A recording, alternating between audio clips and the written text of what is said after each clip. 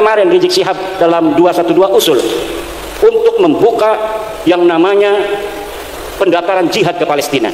Kata saya mendukung. Tapi yang daftar Balawi semua. Tidak boleh anak-anak Nusantara ikut-ikut daftar pendaftaran Palestina yang dibuka oleh Rizik Syihab. Jangan. Coba kita lihat berapa Balawi yang mau dia untuk perang di Palestina. Bahkan kita akan nyumbang, PWI nanti akan nyumbang, betul? Kalau Balawi siap berjihad di Palestina, kita nyumbang setiap DPD berapa? 10 juta. Ujuk-ujuk orang Indonesia mau datang ke Palestina, baru turun di bandara udah dibredel semua. Coba contoh PBNU itu cerdas dalam masalah Palestina. Dia undang itu dari Palestina, pimpinan Palestina baru sehari atau 2 hari, dibiayai oleh PBNU, dibelikan tiket, disiapkan keamanan, suruh datang ke PBNU. Kemudian ditanya itu orang-orang Palestinanya, perwakilan dari negara Palestina, apa yang bisa kami bantu dari Nahdlatul Ulama? Kita NU sudah ngirimin miliaran rupiah langsung ke yang berhak, bukan seperti yang lain. Buka-buka donasi di mana-mana, taunya bukan untuk Palestina, untuk ISIS.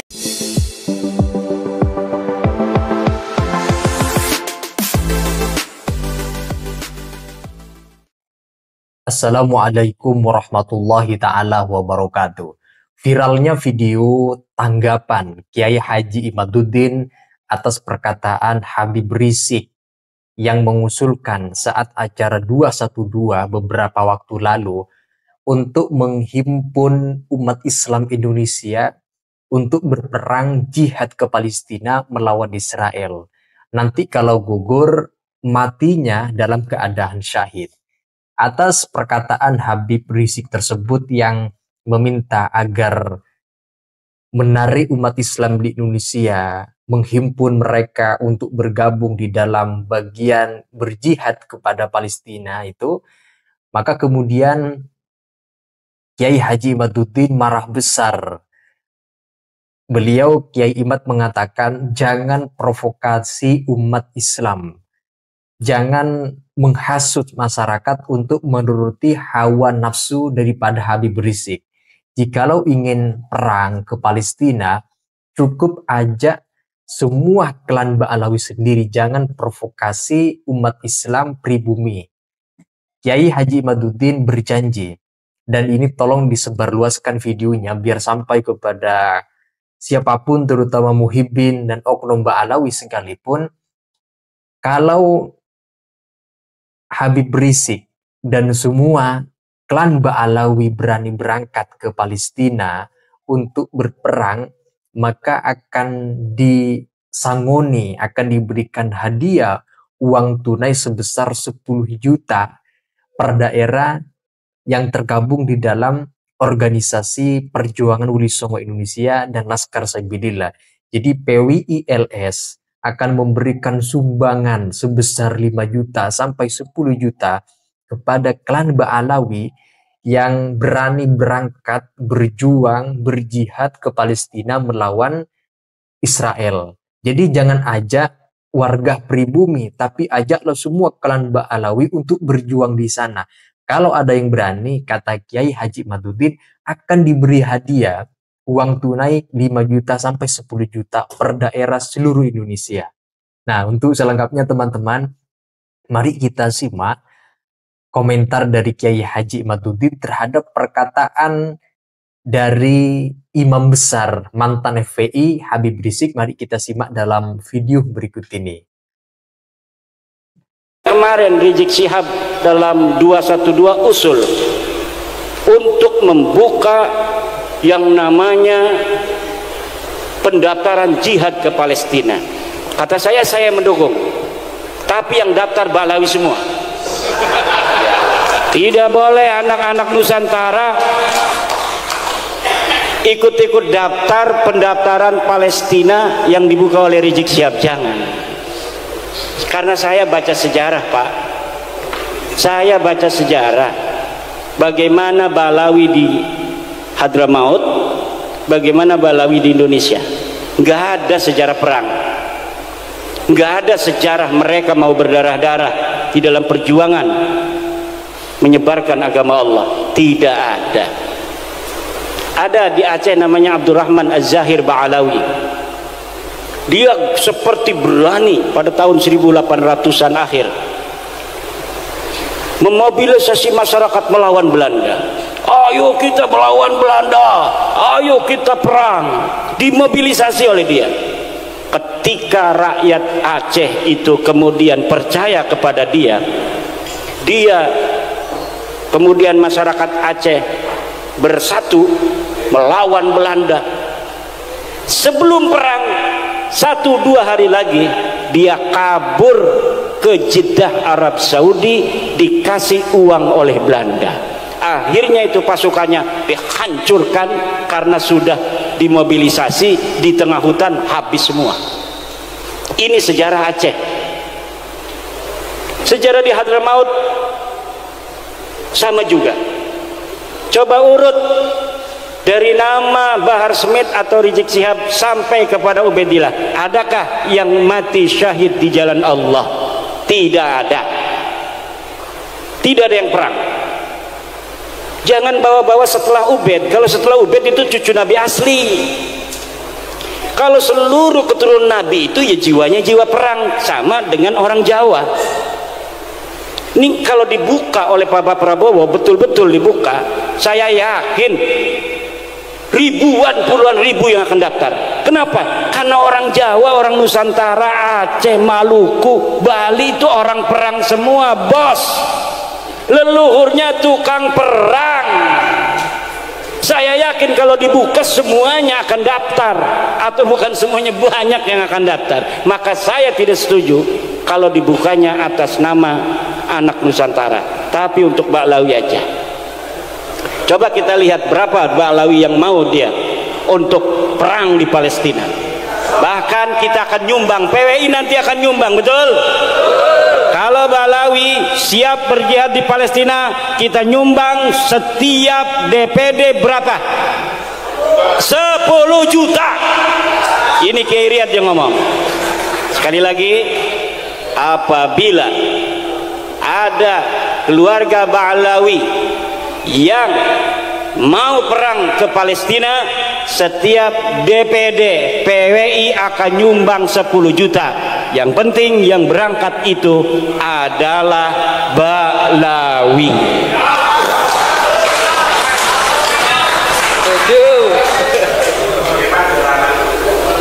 Kita lihat. Tapi kalau yang dibukanya, silakan seluruh pemuda Indonesia. Saya yakin, terutama daerah-daerah ini nih, Demak, Bintoro, Blora, Aryo Penangsang, itu kan perang kabeh.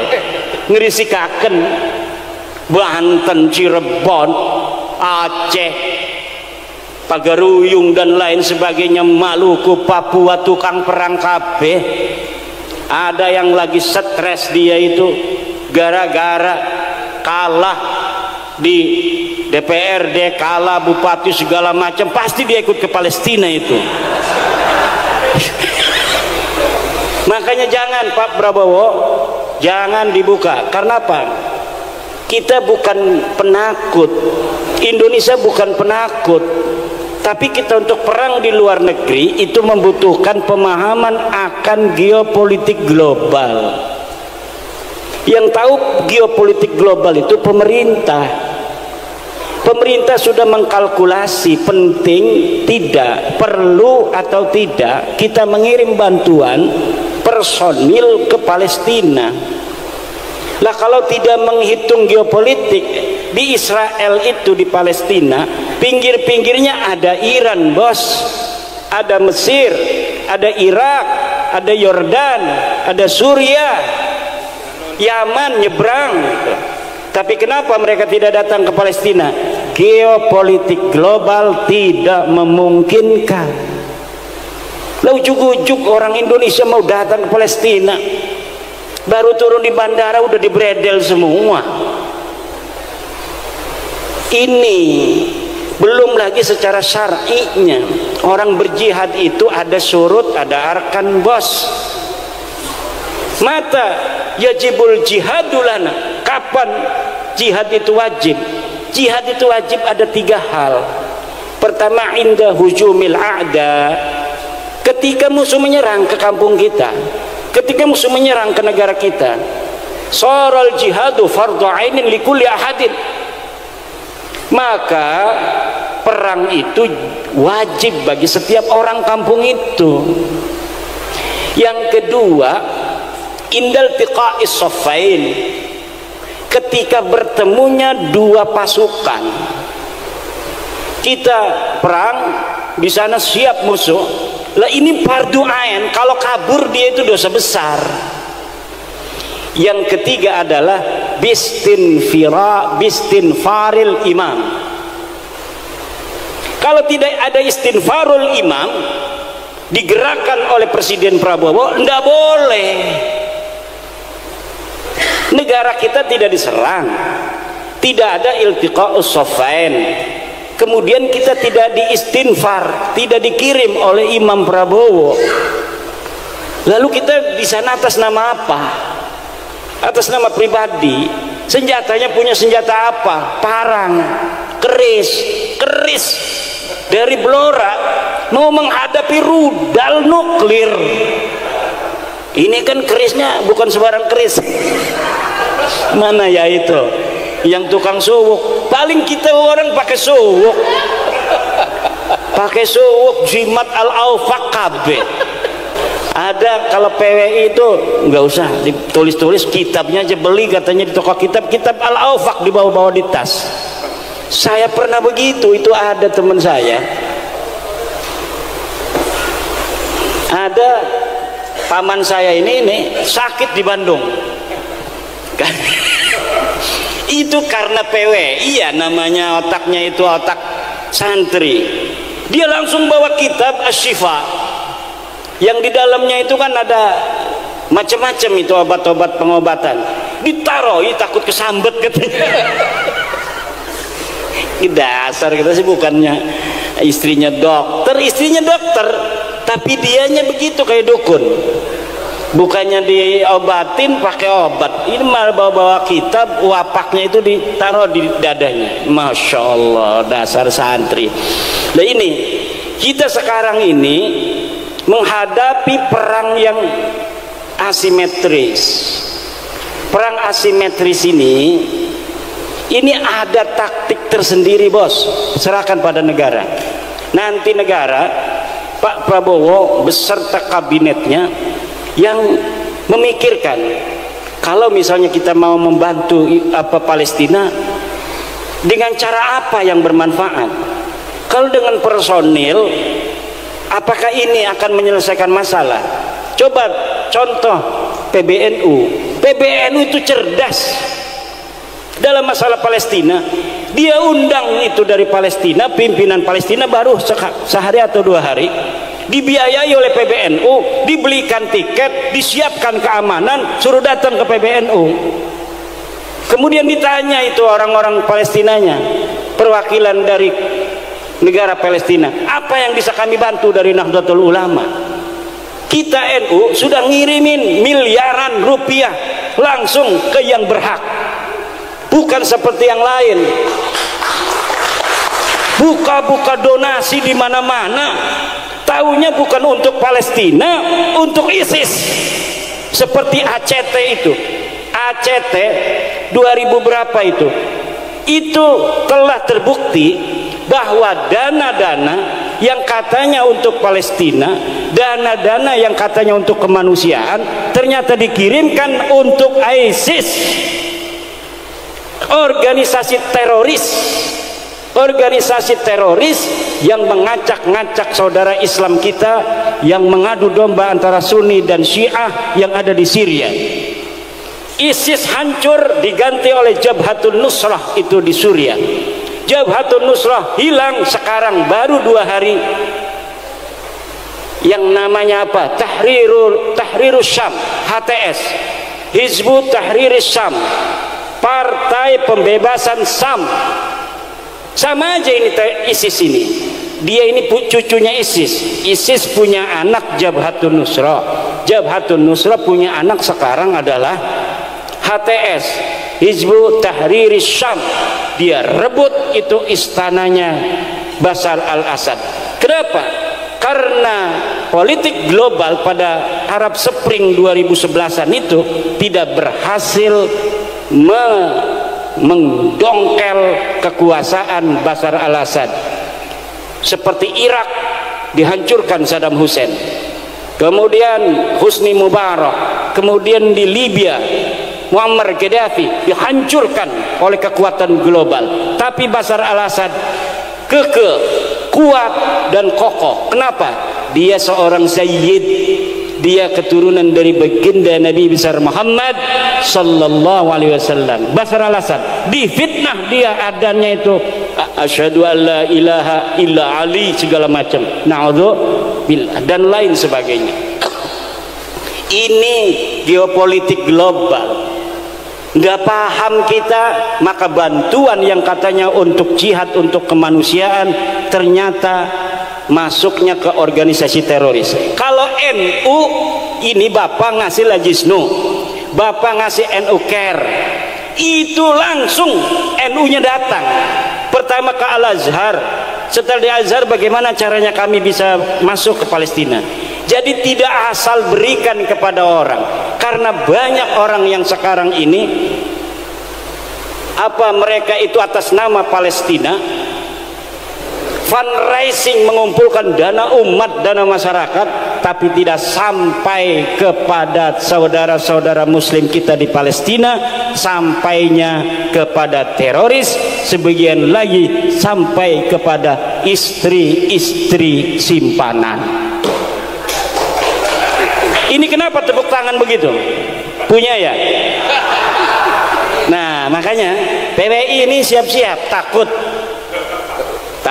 Bapak Prabowo secara hitung-hitungan geopolitik, karena tentara nasional Indonesia terbatas jumlahnya, ada 1 juta, sedangkan saya sebagai presiden berkeinginan membela saudara-saudara saya di Palestina, maka bangsa Indonesia 100.000 akan kami kirim untuk berperang di Palestina. Siapa yang mau daftar baru boleh. Yakinlah ke Balawi si Jacan nih kok. Blora 5.000, Grobogan 5.000, Sragen 5.000. Santrinya Kiai Riyad ditinggalin, dia pergi Palestina, sama istrinya cium tangan. Tunggu aku wahai istriku, mau kemana? Palestina. Ternyata gilir. Kalau itu namanya istinfar, dikirim oleh negara boleh. Kalau istinfar, kalau tidak dikirim oleh negara ngapain? Geopolitiknya itu rumit bapak-bapak di dunia ini. Kalau tidak rumit, negara Israel kecil, jumlah penduduknya aja berapa? Luas wilayahnya nggak kayak luas wilayah Jawa Timur, paling juga se-Kabupaten Blora. Tapi kenapa begitu kuat dia sejak 1948 sampai sekarang? Ada sesuatu yang tidak bisa dijelaskan oleh hanya sekedar sebuah keinginan berjuang demi membela agama. Tidak hanya sesederhana itu. Maka tunggu aja negara Indonesia apa kebijakannya. Negara Kesatuan Republik Indonesia terhadap Palestina kita dukung, itu saja. Sejak Indonesia didirikan 1945 tidak pernah berubah posisi Indonesia dalam masalah Palestina dan perang Israel, bahwa Indonesia bersama Palestina dalam perjuangkan kemerdekaan Palestina. Itu adalah sumpah dari pemimpin-pemimpin kita dan tidak pernah berubah setiap negara, setiap presiden. Mulai dari Soekarno, Soeharto, Gus Dur, B.J. Habibie, Mega, SBY, Jokowi, sampai Prabowo sekarang, posisi kita di dalam masalah keterlibatan antara Israel dan Palestina, kita tetap berada di Palestina dan kita mendesak kepada PBB untuk memerdekakan Palestina dan menekan Israel untuk menghentikan ekspansinya, penjajahannya di bumi Islam Palestina. Ini posisi bukan hanya dengan semangat seakan-akan menyalahkan negara tidak mengirimkan pasukan ke sana. Ngerti ora siro geopolitik global, nyala-nyalain menteri luar negeri, nyala-nyalain tentara, nyala-nyalain presiden. Sekarang sudah tidak ada zamannya orang berani-berani menyalahkan presiden, mencaci maki pejabat negara. Tidak boleh lagi ada setelah adanya perjuangan Wali Songo Indonesia. Karena bagi PWI, pejabat saudara kita, dia sama-sama anak Nusantara. Ulama saudara kita, guru kita, sesama anak-anak Nusantara.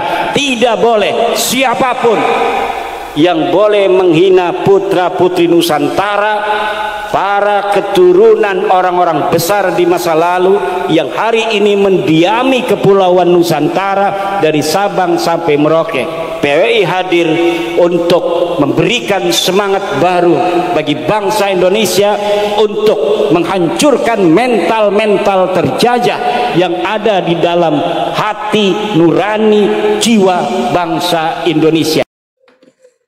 Ceramah dari Kiai Haji Imaduddin yang cukup panjang ini, kalau kita peras, setidaknya beliau mengomentari Habib Rizik Syihab yang membuka pendaftaran bagi warga pribumi Indonesia untuk bergabung berangkat jihad berperang melawan Israel di Palestina sana. Kemudian Kiai Imad mengatakan jangan provokasi, jangan hasut masyarakat pribumi Indonesia untuk ikut berperang ke sana. Ajaklah klan Ba'alawi sendiri seberapa besar, seberapa banyak dari oknum Ba'alawi yang memiliki semangat jihad berperang di Palestina melawan Israel.